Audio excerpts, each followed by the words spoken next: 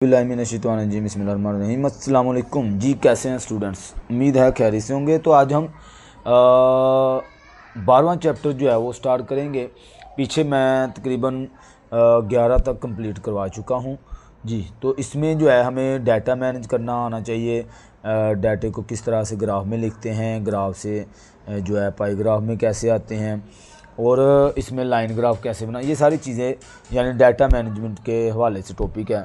तो इसको हम जो है वो करेंगे। तो इसमें 5 दिन का हमारे पास ये एक ग्राफ बना के उसने दिया हुआ है, इसको कहते हैं लाइन ग्राफ। ठीक हो गया जी।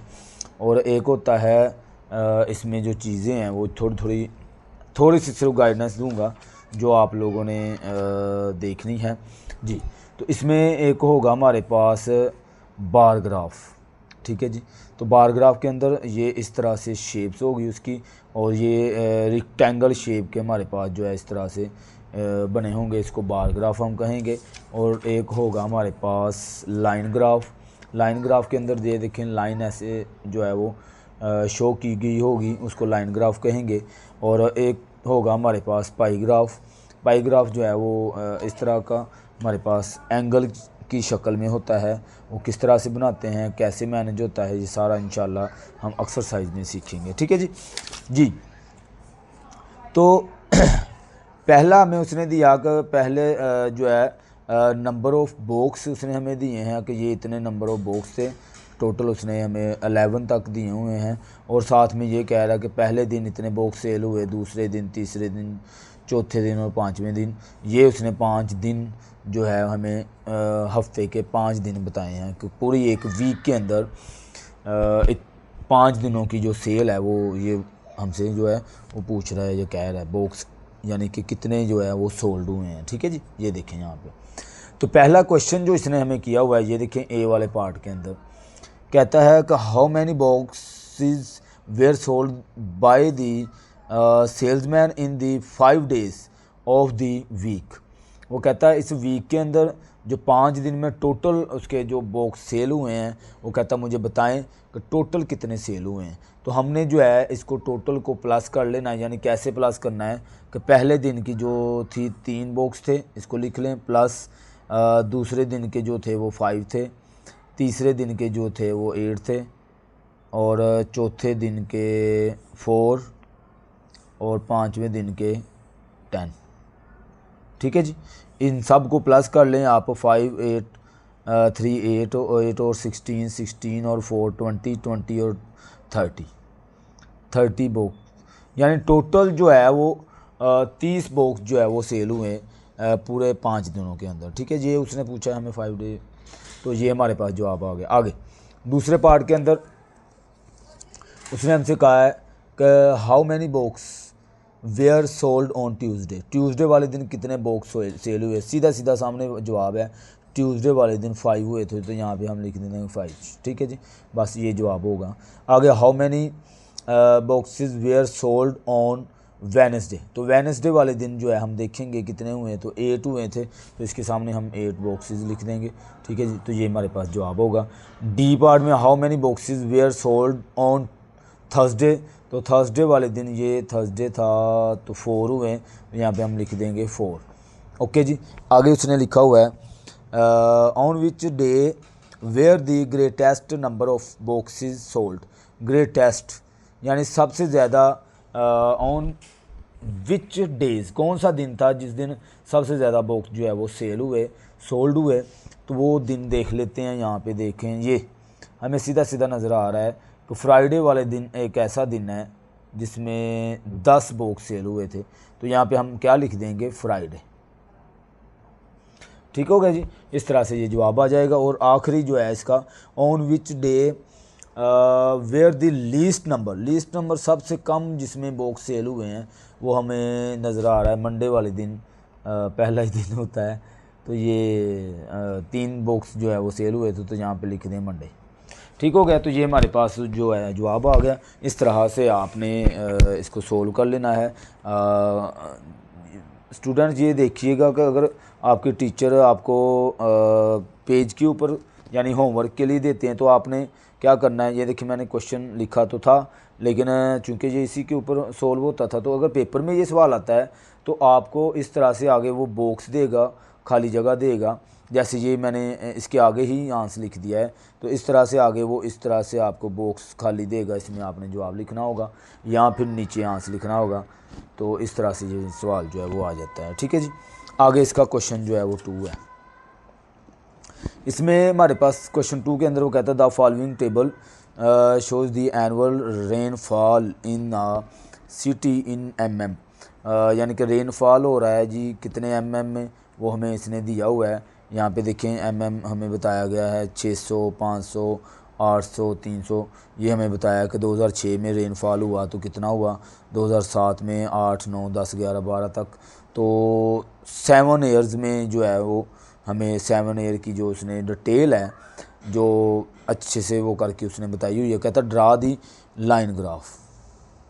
वो कहता भाई जो मैंने आपको डाटा दिया है इसके मुताबिक आप क्या बनाएंगे, लाइन ग्राफ बनाएंगे। सिंपल, हमने लाइन ग्राफ बनाना। लाइन ग्राफ मैंने पीछे बताया क्या होता है। तो सिंपल ये देखिए मैंने इसमें हम ये हमारे पास डाटा था जो उसने हमें दिया हुआ है, मैंने वो लिखा हुआ है। और आगे आपने ग्राफ कैसे बनाना है ये चीज़ आपने समझनी है और ध्यान से, क्योंकि पीछे हमने इस तरह के सवाल नहीं किए हुए हैं। ये हमारे जो है पहली दफ़ा कर रहे हैं, यानी कि अगर कुछ स्टूडेंट्स को 6 में कुछ चीज़ें याद हैं तो मे भी वो अच्छे से समझेगा। ठीक है जी, तो नई चीज़ें जो होती हैं ना वो ज़्यादा जज्बे से सीखा करें, क्योंकि उसमें फिर मज़ा भी आता है। और अगर सीख ले बंदा तो आगे करने में आसानी होती है, किसी को कराने में भी आसानी होती है। ठीक है जी, तो यहाँ पे देखें पहले 2006 के अंदर जो रेनफॉल, अच्छा सबसे पहले सॉरी इसमें मुझे आपको वाज़ेह करना चाहिए कि यहाँ पे देखिए हमारे पास जो ग्राफ है वो किस तरह से बनना है। ये हमारे पास जो है इसका मिड पॉइंट होगा, इसको मैं 0 जो है वो रखता होता हूँ। ठीक है जी, तो इसमें अगर आप लोगों को ग्राफ के बारे में पता है, 7 क्लास है वैसे शायद पता हो, वैसे मैं 6 क्लास में सिखाया हुआ है। तो ग्राफ के अंदर ये जो हॉरिजॉन्टल लाइन होती है ना, ये वाली जो सीधी लाइन होती है, इसको आप एक्स एक्सिस कहते हैं। ठीक हो गया। और जो वर्टिकली ऐसे ऊपर को होती है तो इसको कहते हैं वाई एक्सिस।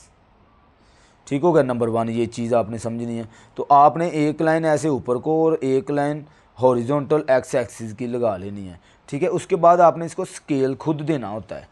ठीक है, तो मैंने आप इसको देख लें कि मैंने इसको किस तरह से दिया है। ये डिस्टेंस तो मैंने, चलो ये वाला जो डिस्टेंस था ये मैंने लाइन के हिसाब से डिस्टेंस रख लिया है, लेकिन अगर स्केल के हिसाब से आप रखेंगे, और एक चीज़ जो आपने इसमें स्केल रखा हुआ है वो रखा हुआ है 200। हर जो है क्वांटिटी के दरमियान में मैंने 200 का डिस्टेंस रखा है। ये 200, 400, 600, 8000, 12, 14 और 1600 ये मैंने, यानी हर एक के में ऐसे नहीं करना होता कि आपका ये जो उसने डाटा दिया हुआ है ये तो उसने ऐसे दिया हुआ है डाटा, कहीं पे ज़्यादा रेन फॉलिंग हो रही है, कहीं पे देखें कम हो रही है, कहीं पे बहुत ज़्यादा हो रही है।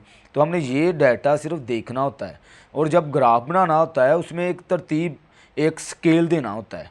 ठीक है जी, तो इसमें मैंने स्केल दिया है कि हर एक में डिस्टेंस 200 से मैंने शुरू किया। आप चाहे तो 100 से शुरू कर लें, लेकिन 100 से शुरू करेंगे तो वो बहुत ऊपर तक यहाँ तक चला जाएगा। तो मैंने इसलिए एक मुनासिब सा स्केल रखा है कि 200 का डिस्टेंस रख लिया। 200, आप चाहें तो 300 का रख लें, 300, 600, 900, 1200 ऐसे करके आप जो है वो रख लें, 300 का रख लें। और इस साइड पे जो हमने लिखना है वो हमने लिखना होता, साल लिखने थे 2006, फिर 7, 8, ये सारे जो हमारे पास जो साल थे वो मैंने लिखे हैं। तो इसमें देखें, इसमें भी मैंने एक स्केल दिया हुआ है, यहाँ पे में भी मैंने 2 सेंटीमीटर का दिया है ये।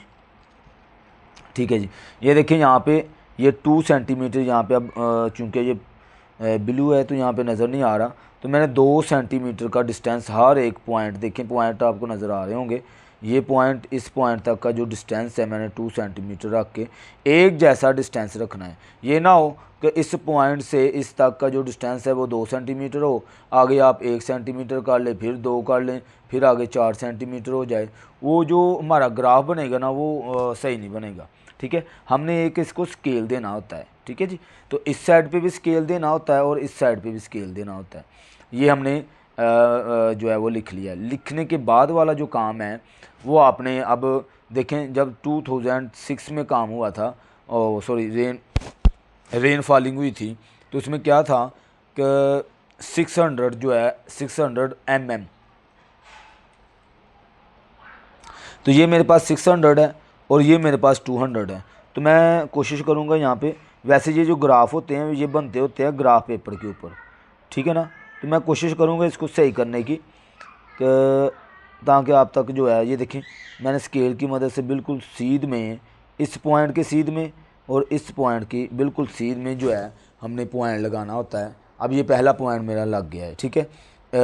2006 के अंदर 600 mm तक जो है रेन फॉलिंग हुई थी। फिर 2007 के अंदर देखते हैं 500 है। तो अब देखिए मैंने यहाँ पे स्केल रखा हुआ है 200, 400, 6। अब जो 500 है वो इसके दरमियान में यहाँ पे आएगा, ठीक है ना जी। तो यहाँ से हम इस साइड पे आएंगे, तो ये देखिए मैंने 700 के पास से, ये 700 है, स्केल को बिल्कुल सीधा रखना है। तो इधर दरमियान में हम यहाँ पे एक पॉइंट लगा लेते हैं, ये हमारे पास दूसरा पॉइंट हो गया, ठीक है जी। 2007 में जो रेन फॉलिंग हुई थी। 2008 के अंदर 800 है, तो 800 के सीध में स्केल को ऐसे रखेंगे तो आप जो है वो पॉइंट लगा लेंगे, जिसमें हमारे पास 800 आ जाएगा ये, ठीक है जी। इसी तरह 2009 में कितना था, 2009 300, तो 300 यहाँ पे देखें ये 200 है और 400 है। 400 के यहाँ पे दरमियान में ये हमारे पास होगा 300। तो यहाँ पे मैं निशान लगा लेता हूँ,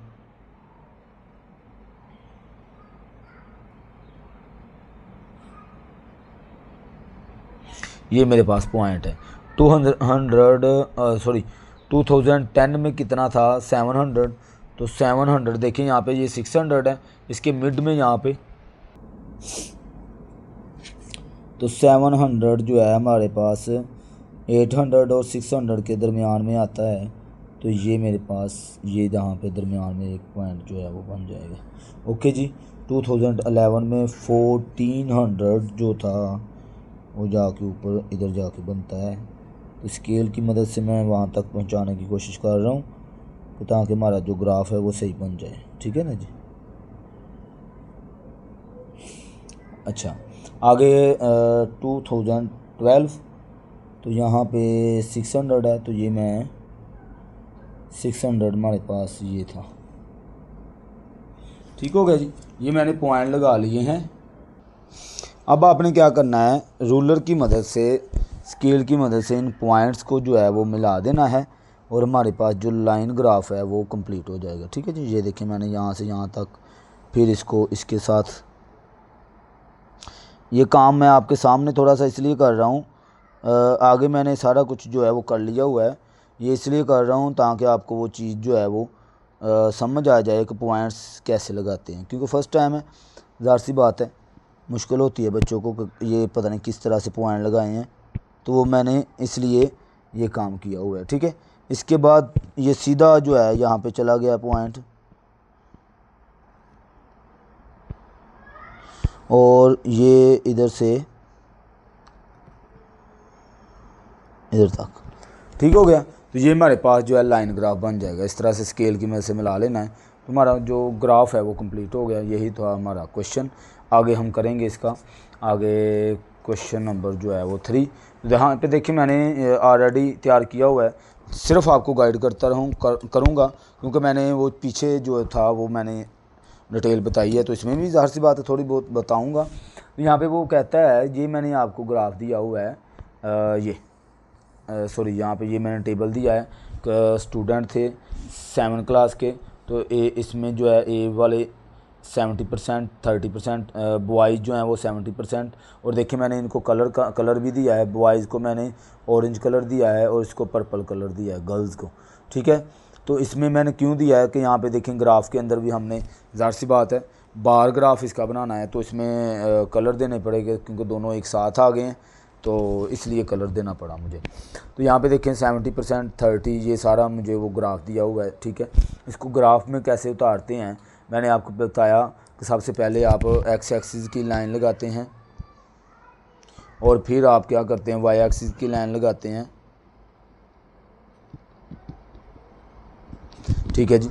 वाई एक्सिस की लाइन लगा के इसके बाद आप जो है क्या, हमने वो टेबल देखना है। टेबल के मुताबिक सबसे पहले तो हमने इधर गौर करें, टेबल के अंदर उसने यानी कि कभी 30 70 ये एक उसने आगे पीछे, ज़ाहिर सी बात है उसने तो परसेंटेज बताई हुई है ना।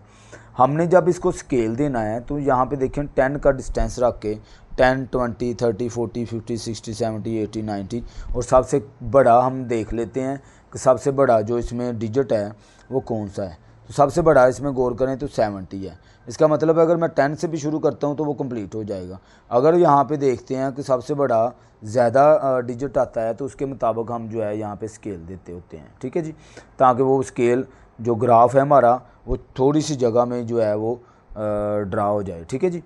तो यहाँ पे मैंने नीचे जब आपने ये जो है रेक्टेंगल बनानी है तो वो कैसे बनानी है, तो सबसे पहले मैंने इधर क्या किया हुआ है कि मैंने इसको डिस्टेंस दिया हुआ है। आप गौर कर लें कि हर एक के दरमियान में एक जैसा डिस्टेंस है। ये देखें यहाँ पे ये सारे ग्राफ जो है एक जैसे डिस्टेंस के मैंने बनाए हुए हैं, ठीक है जी। तो हर एक का मैंने क्या किया है कि एक एक सेंटीमीटर मैंने जो है इनका डिस्टेंस रखा है। आप भी ऐसे ही कर लें। ये देखें एक पॉइंट ये रखा, एक पॉइंट ये और एक पॉइंट ये, ठीक है ऐसे। फिर मैंने ये 1 सेंटीमीटर का डिस्टेंस रख के दूसरा ग्राफ जो है वो बना दिया, ऐसे पॉइंट लगा दिए। ये देखें हर एक के दरमियान में 1 सेंटीमीटर का डिस्टेंस रखा है और ये जो ग्राफ की ये विथ रखी है ये भी 1 सेंटीमीटर की रखी हुई है, ठीक हो गया जी। तो आप क्या करेंगे इसको कि हमने देखना है कि बॉयज़ की परसेंटेज क्या थी, ये भी मैंने बना लिया और ये भी मैंने इसको बता दिया। अब जब हमने ये पॉइंट डिस्टेंस रख लिया कि 1 सेंटीमीटर, फिर ये डिस्टेंस दूसरा बी ग्रेड वाले बच्चे जो हैं 7C वाले बच्चे जो हैं और 7D वाले जो बच्चे हैं वो जो है वो हमने यहाँ पे पॉइंट दे लिए, ठीक है। ये पॉइंट जो मिड पॉइंट पहले मैंने इसको दिया है। अच्छा ये भी चीज़ मैंने आपको नहीं बताई है कि सबसे पहले मैंने इनको मिड पॉइंट दिया है कि ये देखें कि मैंने हर एक का जो डिस्टेंस है देखें 1 सेंटीमीटर से लेकर 3 सेंटीमीटर का मैंने सबसे पहले डिस्टेंस रखा था। देखें इधर से इधर तक 3 का डिस्टेंस है, फिर 3 का, फिर 3 का, ऐसे करके मैंने 3 का डिस्टेंस रख के ये जब मिड पॉइंट के सामने आप ये लिख लेंगे ये आ जाएगा। फिर 1 सेंटीमीटर इधर से इधर तक ये लाइन, फिर 1 सेंटीमीटर ये लाइन, इसी तरह 1 सेंटीमीटर ये, 1 सेंटीमीटर ये। जब आपके पास ये 3 पॉइंट आ जाएंगे, ये पॉइंट आ गया, ये सारे आ जाएंगे, बाद में आपने जो है स्केल की मदद से इस वाले पॉइंट यानी कि बॉयज़ को देखें आपने कौन सा कलर, ये पहले तो ये बात है कि ये 70% थे तो 70% तक आपने स्केल को रख के लाइन लगा लेनी है। लगाने के बाद ये लाइन हमारे पास दोनों 70% तक लग गई है। और गर्ल्स जो थी वो 30% है। तो ये देखें ये 30% है, इसके सामने बिल्कुल यहाँ पे हम जो है ये ग्राफ ये रेक्टेंगल बन जाएगी, ठीक है। तो ये देखें ये गर्ल्स का मैंने और साथ में कलर भी दिया है और ये बॉयज़ का कलर दे दिया है ताकि वो वाज़ेह हो जाए कि ये बॉयज़ हैं और ये गर्ल्स हैं, ठीक है। फिर बॉयज़ 7B में क्या था, 40% बॉयज़ थे, 60% गर्ल्स थी। तो 40 ये देखें ये 40 है, इसके बिल्कुल सीध में हमने जो लाइन लगाई स्केल की मदद से, ठीक है। लाइन लगा के फिर हमने गर्ल्स की लगाई, ठीक है, 60% और इनको कलर दे दिया। इसको भी ऐसे इसको ये हमारे पास जो ग्राफ है वो कंप्लीट हो जाएगा, ठीक है जी। बस ऐसे सिंपल ही था, इजी था हमारे लिए, ठीक है जी। आगे क्वेश्चन जो है वो 4 करेंगे। क्वेश्चन नंबर 4 के अंदर जो है हमने देखना है कि क्या चीज़ है और उधर से हमने बस आंसर ही मैंने इधर बताने हैं आपको। इजीली लिखने वाला कोई इतना ख़ास नहीं जैसे हमने क्वेश्चन नंबर 1 किया है। तो इधर इसने हमें ये ग्राफ दिया है और ग्राफ की मदद से वो ये कहता है कुछ बच्चे हैं जो पैसों को खर्च कर रहे हैं और बार ग्राफ में मैंने कहता यहाँ पे बताया हुआ है अली है, उमर है, हादी है, असमा है और निमरा है, ठीक है जी। During the week of the donate to construction of the local masjid, ठीक है। लोकल मस्जिद पर वो डोनेट करते हैं। Answer the following question. तो वो ये पूछ रहा है कि बताएं कि किसने कितने जो है वो डोनेट किए हैं, कितना खर्चा किया है, ठीक है जी। तो पहला था how much money was given bye Hadi in 3 weeks. अच्छा, इसमें गौर करें कि ये वीक 1 है, ये 2 है, ये कलर दिया हुआ है। वीक 1 को ग्रीन कलर है, वीक 2 ब्लू कलर है, वीक 3 येलो कलर है। ठीक है जी। तो इसने ये कलर दे दिया और कलर देने के बाद उसने जो है हमें पूछ लिया इधर कि क्या करना भी। हादी ने जो है वो 3 वीक में कितना खर्चा किया है। How much money was a given, कितने पैसे डोनेट किए हैं। तो उमर कहाँ पे है, हादी ने 3 वीक में। तो इसको ना जो है आप ये देखिए, मैं इधर लिख लेता हूँ, ए वाला पार्ट है ना। तो इसमें हादी ने जब पहला हफ्ता था तो उसमें उसने 2000 जो है वो खर्च किया, प्लस दूसरे हफ्ते में उसने जो है 3500 जो है वो खर्च किया, और तीसरे हफ्ते में उसने 3000 जो है वो खर्च किया है। ठीक है, आप ग्राफ को देख लें गौर से। तो इसमें देखेंगे कि ये वीक 1 का ग्रीन है ना, तो इसमें देखें इसने 2000, फिर ये ब्लू है, ये वीक 2 है, तो 3000 जहाँ तक है। तो ये देखिए कहाँ पे जा रहा है, ये इसके बिल्कुल मिड में आ रहा है यहाँ पे। ठीक है, तो इसका मतलब है कि ये 500 का डिस्टेंस, इन्होंने 1000 का डिस्टेंस रखा हुआ है, तो इनके दरमियान में इधर 35 आएगा, फिर 4000 आएगा। तो इधर तक ये 35 हो गया, फिर ये 3000 हो गया। इनको प्लस करके उसको बता देंगे कि भाई जो उसने 3 वीक्स में खर्च किया है वो हमारे पास आता है 65 और 50 85। तो 8500 जो है हमारे पास ये आंसर होगा। ठीक है, इतने रुपीज़ जो है वो डोनेट कर रहा है पहले दिन ए वाले पार्ट में। दूसरा कहता है how much money was given bye Asma in the first 2 weeks. वो कहता है पहले 2 हफ्तों में जो आसमा है वो पहले 2 हफ्तों में कितना खर्च कर रही है जी। यहाँ पे ये है, और पहले 2 हफ्ते, एक हफ्ता पहला वीक 1 ये, वीक 2 ये। तो इसमें उसने किया ये 1000, इसमें यानी कि दरमियान में आ रहा है यहाँ पे, तो 1500 ये हो गया। और ये दूसरी वीक में उसने जो है 3000। तो यहाँ पे देख लें 500 प्लस 3000। तो इसको आप जो है प्लस कर लें तो 45 RS 4500 ये हमारे पास आंसर आ जाएगा। ठीक है जी। आगे सी वाले पार्ट के अंदर, सी वाले में वो कहता है in which week was the least amount of the money collect. वो कहता है सबसे कम वाली जो वीक थी जिसमें उसने कम खर्च किया है वो कौन सी है। तो यहाँ पे हम देख लेते हैं कि किस वाली में कलेक्ट करें तो क्या होता है। ये ग्रीन वाली देखें, वीक 1 आ रहा है, इसका जवाब आप लिख लें वीक 1।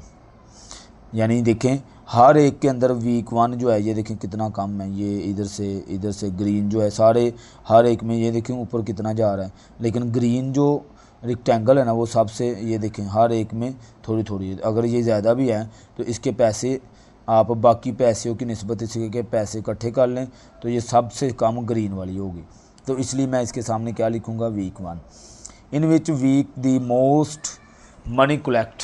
तो ज़्यादा मनी किस में आ रही है, ये देखें इसमें जो है हमारे पास वो येलो वाली है। देखें येलो वाली ये सबसे ज़्यादा 4500 है। फिर इसमें देखें इसमें कम तो है लेकिन इसमें भी, फिर आगे येलो वाली फिर ऊपर चली गई है। ठीक है, इधर बराबर हो गई है। तो इसको जब हम कलेक्ट करेंगे तो इसके पैसे ज़्यादा बनेंगे। ठीक है जी। आगे ये इसका क्या आ गया फिर, सॉरी मैंने इसका बताया नहीं है, तो आप वीक 3 लिख लें। तो तीसरी वीक में ज़्यादा पैसे हो रहे हैं, दिए जा रहे हैं। What is the total amount collect by Ali and Umar together. Ali और उमर जो है वो कहता है इन दोनों के पैसे जो हैं वो बताएं कलेक्ट करके कितने बनते हैं। तो उमर के जो पैसे हैं वो देख लेते हैं, उमर के कितने पैसे हैं जी। उमर के पैसे इधर से देख लेते हैं, ये 1000 ये हो गया, और ये 2500 हो गया, और ये 2000 हो गया। तो यहाँ पे हम लिख लेते हैं।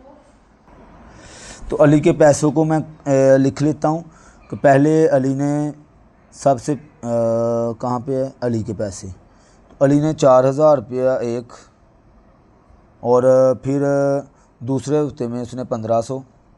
इसको आप प्लस करके देखेंगे ना, प्लस 4500, और ये हो गए अली के पैसे। ठीक है। और इसमें उनका ऑल टुगेदर दोनों के इकट्ठे एक साथ पैसे जो है बताने हैं। उम्र के कितने हैं जी, उम्र, हाँ ये 1000 प्लस, और ये हो जाएगा 2500, और ये हो जाएगा 2000, ठीक है। इन सब पैसों को हम प्लस कर लेंगे तो हमारे पास पता चल जाएगा टोटल कितना उसका जो है वो खर्चा होगा, यानी कितने डोनेट करेंगे दोनों मिल के। तो ये 4000, और इधर से जो है हमारे पास, इसको ना आप कैलकुलेट कर लें, यानी कि अगर मैं यहाँ पे इसको बताऊँ आपको कि ये 4000, फिर 1500, 4500, 1000 और 25 और 45, ये 45 एक साथ लिख लेते हैं, इनको प्लस कर लेते हैं, ठीक है। 0 0 5 और 5, और ये 5 हमारे पास आ जाएगा 15, 5 1 कैरी चला जाएगा इधर, तो ये 5 6 10 और ये 15, तो हमारे पास 15 यहाँ पे आंसर आ जाएगा।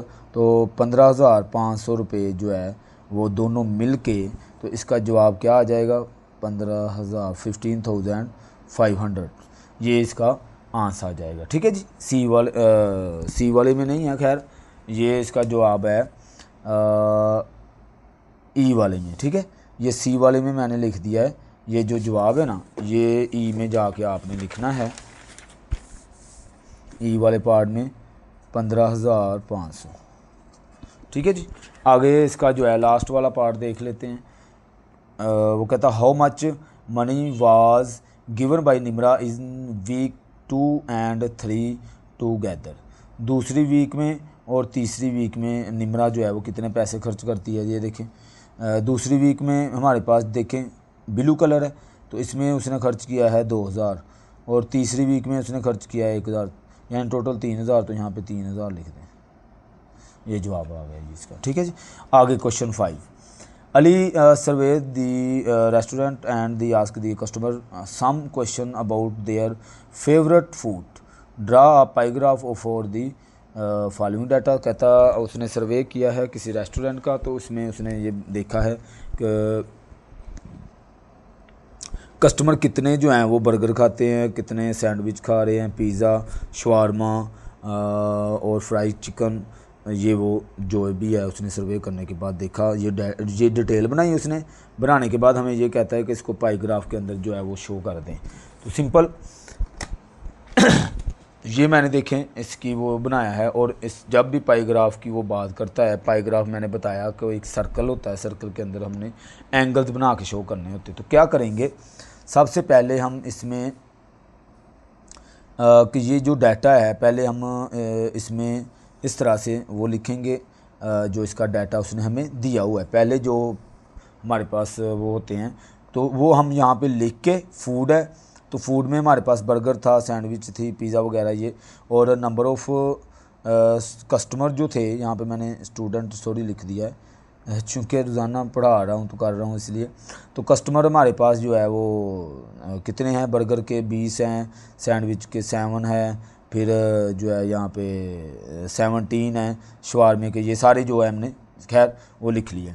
अब आपने क्या करना होता है, इसका ना सेंट्रल एंगल निकालना होता है। जब भी आपने पाइग्राफ बनाना है, यहाँ पे गौर करें, पाइग्राफ इस शक्ल में बनेगा, ठीक हो गया। तो इसका क्या करना, इसके लिए आपने करना होता है कि एंगल निकालने होते हैं। एंगल्स कैसे निकालने होते हैं कि हमारे पास फार्मूला होता है, जिसमें ये देखिए मैंने फार्मूला बताया हुआ है कि बर्गर यानी कि जो हमारे पास अमाउंट है ऑलरेडी, और टोटल अमाउंट को जो है वो आप डिवाइड करवाते हैं और मल्टीप्लाई 360 के साथ मल्टीप्लाई करवा देते हैं। ये 360 क्या है, 360 डिग्री है। आपको पता होगा कि एक सर्कल जो होता है उसका टोटल जो सम होता है वो 360 होता है, ठीक हो गया। 360 का वो हमारे पास जो है एक सर्कल होता है।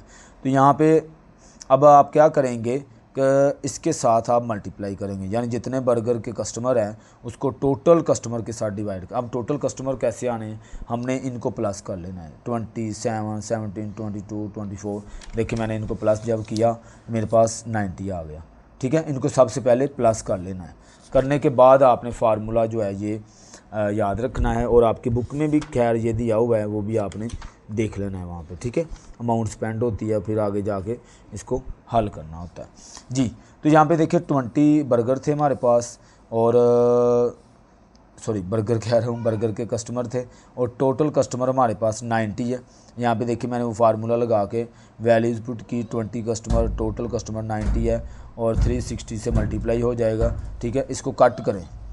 अब चूँकि 6 क्लास है, 6 क्लास के अंदर आपको पता है कि आप लोग कैलकुलेटर जो है वो यूज़ नहीं करते हैं, तो हमने ऐसे ही मैनेज करना होता है। तो 0 से 0 ये कैंसिल हो जाएगा, 9 1 टाइम और 9 4 टाइम 36 हो जाएगा, ठीक है। देखें मैं जैसे कट कर रहा हूँ, आप ऐसे कट करके इसको देख लें, ठीक है। कट करें, फिर 4 को 20 से मल्टीप्लाई करवा दें, ठीक है। 20 × 4 तो करेंगे तो 80 आ जाएगा। ओके हो गया। ये मेरे पास 80 आ गया। दूसरा आ जाए सैंडविच में, तो कितने कस्टमर थे? 7। यहाँ पे देखिए मैंने वो फार्मूला पहले लगाया कि टोटल कस्टमर और सैंडविच के कस्टमर 7 थे, लगा के आपने 7/90 मल्टीप्लाई 360 किया। बाद में इसको फिर से देखें, बार बार एक ही चीज़ आएगी। यहाँ पे 4 हर एक में, यहाँ पे भी 0 कट कर दिया, 9 4 ये हर दफ़ा ही यहाँ पे 0 0 9 4 ठीक है जी। अब आप क्या करें, 7 4 28 आ जाएगा। यहाँ पे इधर आ जाएं, इधर भी ऐसे करेंगे। फिर 17 4 टाइम आप 17 को मल्टी 4 से करें तो आपके पास यहाँ पे आंसर आ जाए 68 आ जाएगा, ठीक है जी। इसी तरह इसको करें 88 आ जाएगा। 22 को 4 से मल्टीप्लाई करें तो ये हमारे पास, इसको फिर फ्राइड चिकन के कितने थे? 24 कस्टमर थे टोटल के साथ डिवाइड करवाने के लिए। ये देखें फिर से इधर कट किया, ये इसके साथ 4 आ गया। 4 को 24 से मल्टीप्लाई, 24 × 4 करें, आंसर जो आए है यहाँ पे 96 डिग्री। ये जो आ रहा है ये सारे क्या है, ये डिग्रीज़ आई है। अच्छा, अगर आपने चेक करना है कि ये डिग्री हमारी सही आई है या गलत आई है, तो आप ऐसा कर लें, इन सब को प्लस करें। मैंने प्लस किया है तो हमारे पास 360 आया। अगर तो इन जो डिग्री है आपके पास ये आंसर आए हैं, ये आंसर आए हैं, तो इनको प्लस करने के बाद 360 आता है, तो इसका मतलब है कि आपने ये जो सारी कैलकुलेशन जो भी की है वो सही की है, ठीक है। अब इसको पाई ग्राफ के ऊपर जो है हमने वो ड्रा करना है, ठीक है जी। ये देखिए मैंने पाई ग्राफ आपके सामने बना लिया है। यानी कि आपने सबसे पहले कंपास की मदद से सर्कल लगाना है। सर्कल लगाने के बाद सबसे पहले इसकी बेस लाइन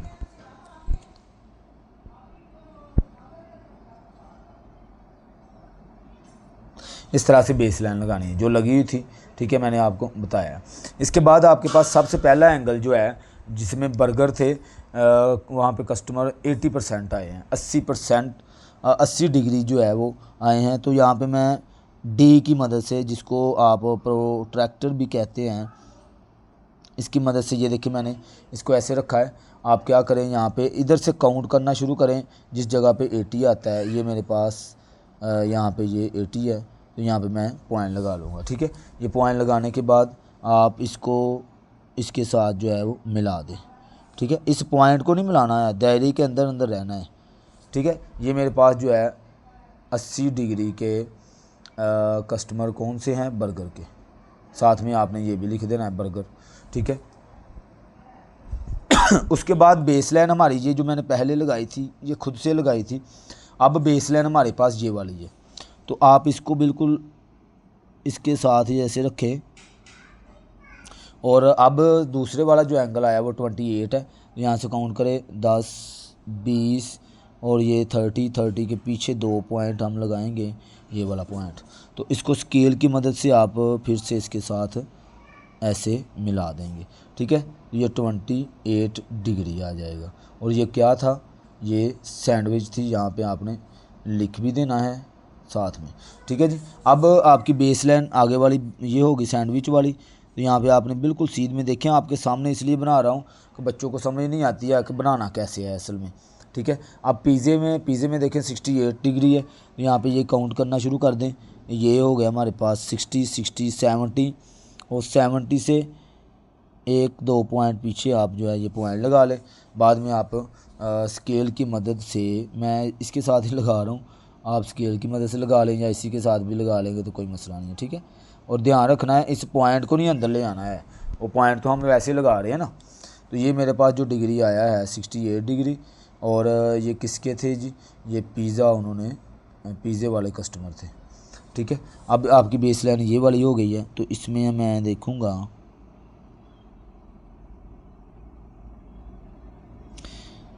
ठीक है जी। तो ये कितना था आगे 88 डिग्री, तो यहाँ पे ये 80 और ये 90 से 2 पॉइंट पीछे आप निशान लगा लें, तो ये मेरे पास आ गया जी 88 ये, ठीक है। इसको आप ऐसे लगाएं और 88 डिग्री लिखें, साथ में आप लिखें शवारमा, ठीक है, ये लिख दें। आगे फिर ये बेस लाइन है मेरे पास, ठीक है जी। तो इसको आप बिल्कुल स्ट्रेट रखें, सीधा रखें।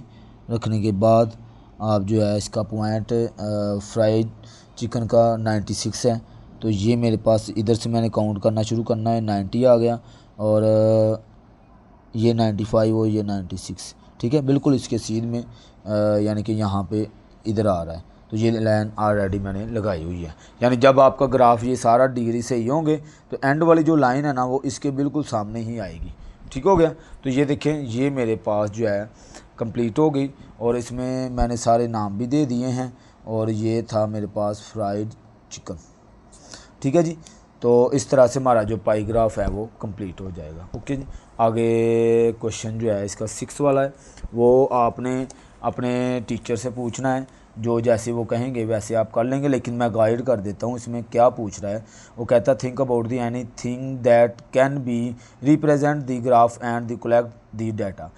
आप, वो कहता है कि आपने ग्राफ रिप्रेजेंट करने के लिए कोई ना कोई डाटा कलेक्ट करें, then use the data to draw various kind of the graph. मुख्तलिफ ग्राफ जो है वो हम जो है वो ड्रा करेंगे। Justify the data and the conclude which graph are the most appropriate for the data you have collected. अब आपने करना क्या है, असल में मैं थोड़ा सा गाइड कर देता हूँ आप लोगों को कि इसमें क्या करना है। आपने आप स्टूडेंट है, तो स्टूडेंट जो है वो ऐसा कर ले, यानी एक ग्राफ बनाना चाहना है तो टीचर से पूछ लें पहले तो कि आप कौन सा ग्राफ, यानी कि हमने तीनों ग्राफ बनाने हैं, पाई ग्राफ भी बनाना है, लाइन ग्राफ भी बनाना है, पाई ग्राफ भी बनाना है और बार ग्राफ भी बनाना है, ठीक है जी। अब डाटा हमने कैसे कलेक्ट करना है वो देख लें कि डाटा आप, अब स्टूडेंट होने की वजह से मैं ये फिर कह रहा हूँ कि आपने अपनी कुछ स्टेशनरी की, यानी कि इस तरह के पहले आप इस तरह का डाटा बनाएंगे, ये जैसे ये बना हुआ है, ठीक है। ये डाटा कैसे लेना है, तो यहाँ पे मैं लिख देता हूँ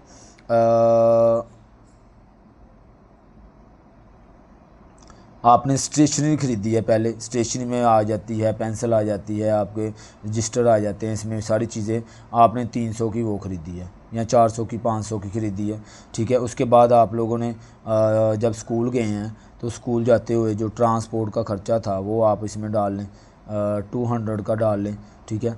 इसी तरह आपने जो है कहीं पे जो है मिसाल के तौर पर दूसरी कोई अखराजात लगा लें, वहाँ पे जाके कंटीन पे आपने कोई ना कोई चीज़ खाई है तो वो 100 तक लगा लें आप, जो भी चीज़ है, ठीक है जी। और ये 2-3 और चीज़ें इसमें ऐड कर लें। करने के बाद आप इसको जो है लाइन ग्राफ, पाई ग्राफ और बार ग्राफ के साथ जो है वो बना लेंगे। जौन सा आपके टीचर कहेंगे वैसे आप जो है इसको कर लेंगे ईज़िली। पहले आपने डाटा कलेक्ट करना है, ये डाटा कलेक्ट है, ठीक है। आप डेली बेस पे जो आपके अखराजात है वो यहाँ पे लिख सकते हैं। यहाँ कोई और आप बार ग्राफ यानी और कोई डाटा कलेक्ट कर सकते हैं। जैसे ये इस बंदे ने वो एक वहाँ पे गया तो वहाँ पे देखा कितना कितना खर्चा है, ठीक है, कितने कितने कस्टमर आ रहे हैं, इस तरह का डाटा आपने कोई ना कोई कलेक्ट करना है, ठीक है जी। ये हॉबीज़ में कोई ना कोई चीज़ और अदरवाइज़ हो सकती है। ओके जी, इस तरह से हमारी जो एक्सरसाइज है 12.1 कंप्लीट होती है। बहुत शुक्रिया, अल्लाह हाफिज़।